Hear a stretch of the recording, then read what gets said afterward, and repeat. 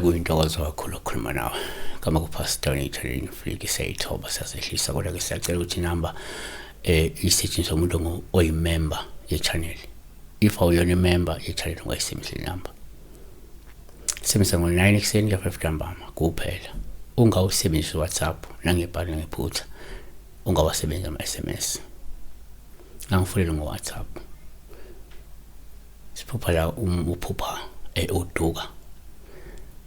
Kunabantu abapha beduka.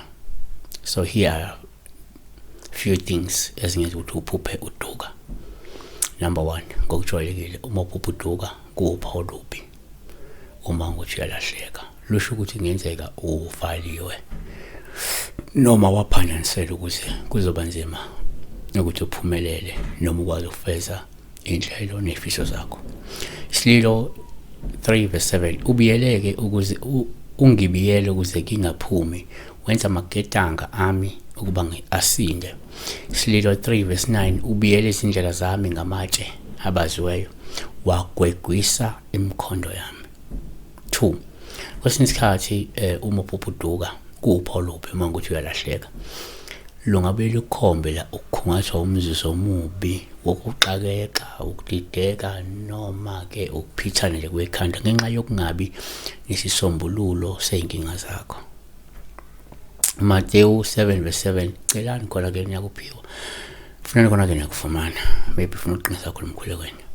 3, yenzeka uma uphupha uduka kube uphawu luphi uma ngokuthi usibona ulahleka, olukhomba kwentula, ukuswela noma nje ukushoda ngolwazi, ukushoda ngokuqonda, ukushoda ngezeluleko, nokushoda ngomhlahlandlela oqondile noma ke onembile wempilo nekusasa.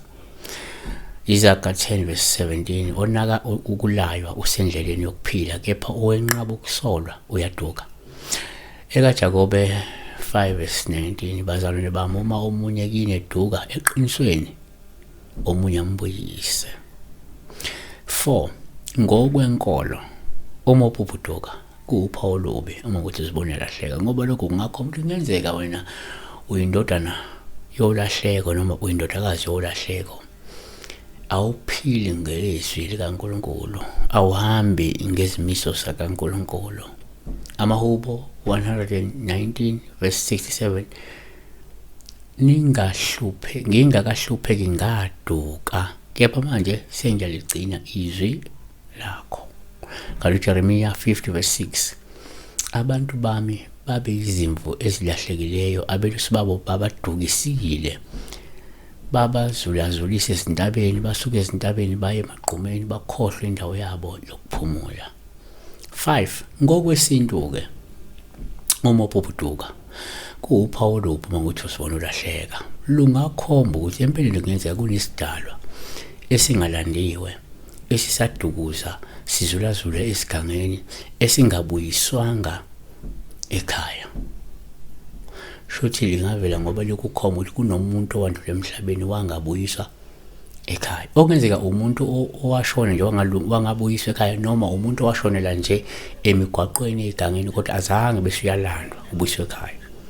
Siyabonga. Besibeka la uphupha uduka.